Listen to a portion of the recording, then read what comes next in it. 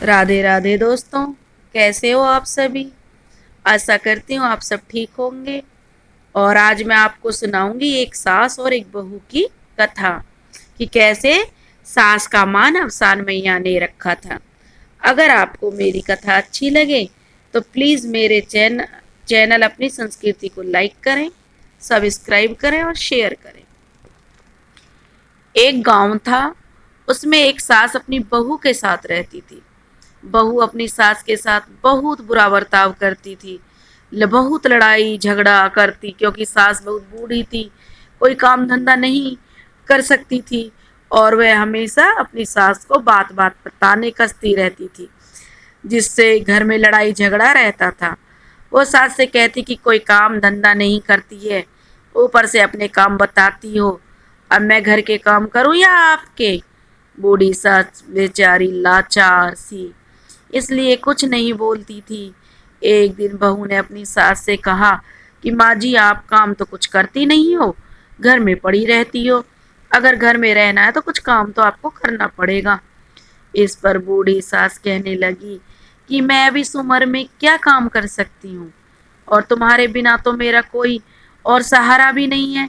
अगर तुम मुझे रोटी नहीं दोगी तो मैं इस उम्र में कहाँ जाऊंगी? इसलिए जो तुम मुझसे कहोगी मैं वह काम कर लिया करूंगी।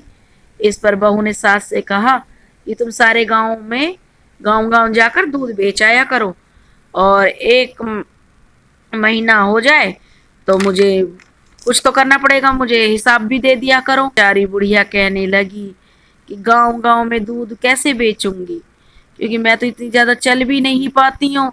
लेकिन बहू थी कि वो तो नहीं माने कि आपको कुछ ना कुछ तो करना पड़ेगा।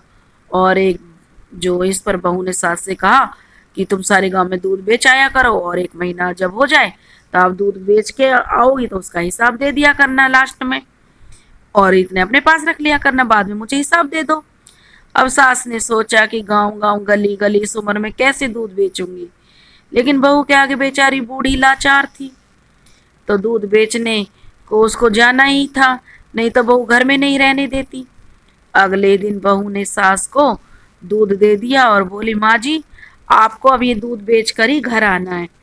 बेचारी सास घर से चल दी और कुछ दूर जाकर बैठ गई एक पीपल के पेड़ के नीचे, क्योंकि बेचारी बहुत बूढ़ी थी। इसलिए वहीं बैठी बैठी सोचने लगी, अब मैं क्या करूं, मेरी बहू मुझ पर दया नहीं करती है, इस उम्र में मैं क्या करूं? दुख, क्या क्या दुख देखूंगी, सारे दिन बहू के ताने सुनती हूँ कि क्या कि फ्री की रोटी खाती हो, इतना सारा दूध मैं अकेले अकेले कैसे बेचूंगी। वहीं पीपल के पेड़ के नीचे उसे काफी टाइम हो गया, और पीपल की ठंडी ठंडी हवा में वो सो गई। और जब आंख खोली तो बहुत देर हो चुकी थी। अब बुढ़िया को बहुत डर सताने लगा, तो उसने सोचा कि बहू महीना पूरा होने पर ही तो मांगेगी, जबकि जब देखा जाएगा। तो यह सोचकर बूढ़ी सास ने सारा दूध उस पीपल के पेड़ के नीचे डाल दिया और घर को वापस आ गई। तो बहू ने पूछा, माँ जी, दूध बेच आई हो? तो बुढ़िया ने कहा, हाँ बहू, सारा दूध बेच दिया। तो सास ने कहा कि हिसाब, तो बहू ने कहा कि हिसाब तो महीना पर ही करेंगे या पहले ही दे देंगे? तो सास ने कहा कि बहू, आपने ही तो कहा था कि हिसाब महीने पे देंगे। तो बहू ने कहा कि चलो ठीक है। बहू ने सोचा, चलो खाली पड़ी रहने से कम दूध तो बेचेगी, कुछ तो काम करेगी, हमेशा मुफ्त की रोटी तोड़ती रहती है। अब सास रोज दूध बेचने जाती और सारा दूध पीपल के नीचे डाल देती। ऐसा करते करते एक महीना पूरा हो गया। जब महीने का आखिरी दिन था तो बूढ़ी सास दूध लेकर चली, तो बहू ने कहा, माँ जी, आज महीना पूरा हो गया, याद करके पैसे ले आना, हिसाब करना है। सास ने कहा कि ठीक है। बहू और सास उसी ठीक है बहू और सास उसी पीपल के पेड़ के नीचे आकर बैठ गई और जोर जोर से रोने लगी कि अब क्या होगा, मेरी तो बहू मुझे घर में भी नहीं रहने देगी, अब मैं पैसे कहाँ से लाऊं और बहू को कहाँ से हिसाब दूंगी।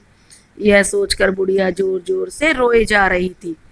तभी अफसान माता वहां से गुजर रही थी, तो उन्होंने देखा कि एक बुढ़िया रो रही है। तो अफसान मैया का तो काम ही है दुखियों का दुख दूर करना। तब सान मैया बुढ़िया के पास आई और रोने का कारण पूछने लगी। तो बुढ़िया कहने लगी, क्या बताऊं, मेरी बहू मुझे बहुत दुखी रखती है।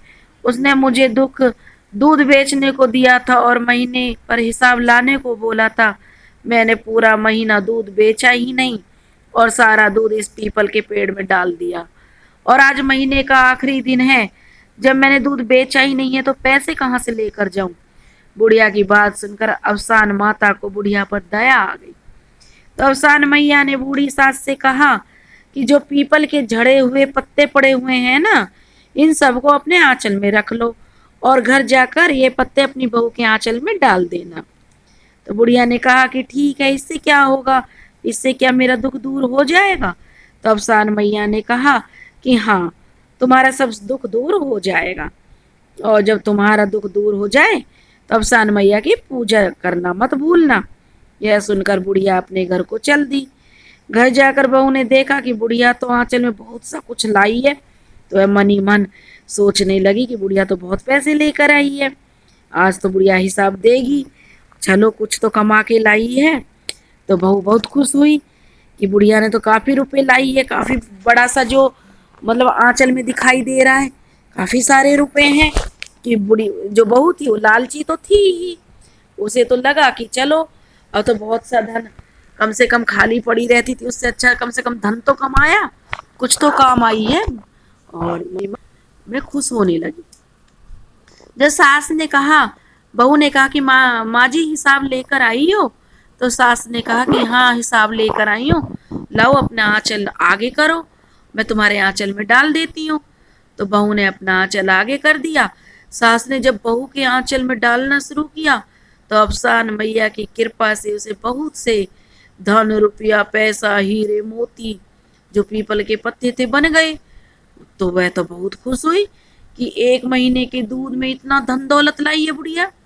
तो बहू सास से पूछने लगी कि इतना धन दौलत आप कहाँ से लाई हो, सच सच बताओ, दूध तो इतना महंगा नहीं बिकता है जो आप इतना धन ले आई हो। तो बुढ़िया भी बहुत चकित थी कि मैंने तो पीपल के पत्ते लाई थी, लेकिन इतना धन कैसे हो गया। तो बुढ़िया माई ने कहा कि यह सब अफसान माता का ही चमत्कार है, क्योंकि उन्होंने ही मुझे पूजा करवाने के लिए बोला था। अब बहू बार बार बुढ़िया से पूछने लगी कि सच सच बताओ, इतना धन कहाँ से लाई हो।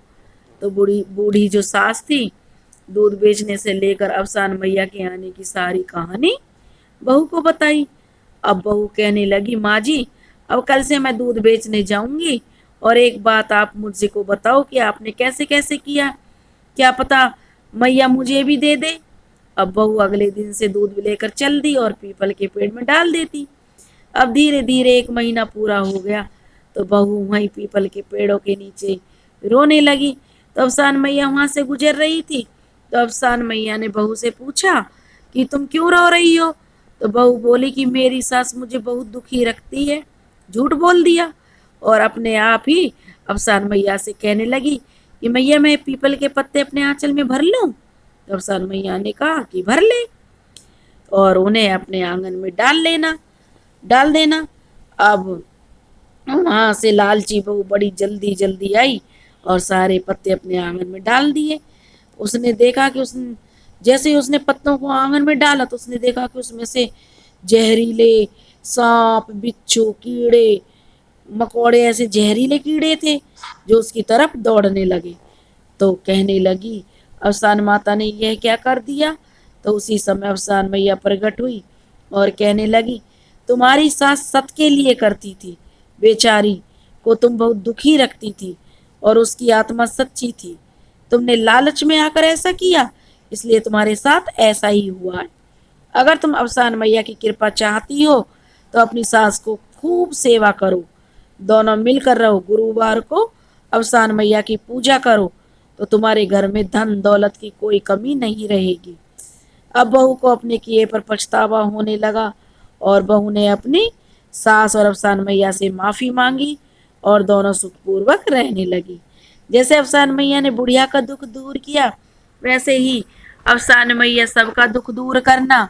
कहते सुनते हुंकारा भरते कि बोलो अफसान मैया की जय।